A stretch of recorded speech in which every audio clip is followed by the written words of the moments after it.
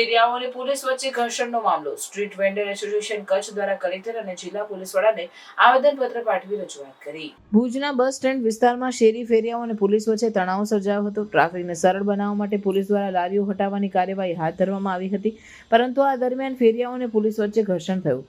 કેટલાક ફેરિયાઓએ પોલીસની કાર્યવાહીનો વિરોધ કર્યો, જેના કારણે તણાવ વધ્યો.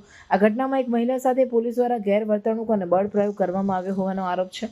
આ ઘટનાના વિડીયો સોશિયલ મીડિયા પર વાયરલ થયા, જેના કારણે વિવાદ વધુ ઉગ્ર બન્યો. શેરી ફેરિયા એસોસિએશન કચ્છ દ્વારા કલેક્ટર અને જિલ્લા પોલીસ વડાને આવેદનપત્ર પાઠવી રજૂઆત કરવામાં આવી હતી. ફેરિયાઓએ માંગણી કરી છે કે ટ્રાફિક પોલીસના પીએસઆઈ સામે યોગ્ય કાર્યવાહી કરવામાં આવે અને શેરી ફેરિયાઓને યોગ્ય વ્યવસ્થાની સુવિધા આપવામાં આવે.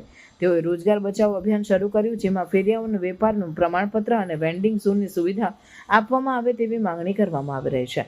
આ વિવાદને ઉકેલવા માટે સ્થાનિક તંત્ર અને ફેરિયાઓ વચ્ચે ચર્ચા થવાની શક્યતા છે. નગરપાલિકા દ્વારા ફેરિયાઓ માટે અલગ વ્યવસ્થાની યોજના બનાવવામાં આવી રહી છે, જેથી તેઓને રોજગાર માટે યોગ્ય જગ્યા મળી શકે અને ટ્રાફિક સમસ્યા પણ ઉકેલાય. આજે 7 તારીખના જે નગરપાલિકાના કર્મચારીઓ દ્વારા શેરી ફેરિયાઓ સાથે કરવામાં આવેલી ગેરવર્તણૂક અને traffic Bhuj city traffic PSI Shri Rajput સાહેબ દ્વારા જે રીતે મહિલાઓ સાથે ઉદ્ધત વર્તન કરવામાં આવ્યું અને ગેરકાયદેસર રીતે મહિલાઓને ટચિંગ કરવામાં આવ્યું અને એમને જે રીતે ખોદવામાં આવી ગાડીની અંદર બેસાડીને, એના અંગે એસપી સાહેબ પાસે આજે રજૂઆત કરી અને એસપી સાહેબે બહુ જ હકારાત્મક રીતે વાતને સાંભળી છે અને એમણે કહ્યું છે કે આ બાબતે ચોક્કસ પગલાં લેવામાં આવશે.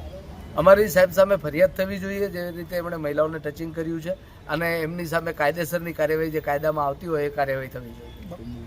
મૂળ બનાવ એ હતો કે જે ફેરિયાને જગ્યા જ ફાળવવામાં આવી નથી, જે ફેરિયાને ત્યાં કરે ટાઉન હોલ જવા માટે પ્લોટ ફાળવવામાં આવ્યો નથી, એવા ફેરિયાઓને હટાવવા માટે નગરપાલિકાના એક કર્મચારી કે જેને આ વસ્તુની કંઈ ખબર જ નથી, એવા તાત્કાલિક ફરજ પર સોંપાયેલા કર્મચારીને ત્યાં કને મોકલી અને ફેરિયાઓને ઉશ્કેરવા માટેનો પ્રયત્ન કરવામાં આવ્યો.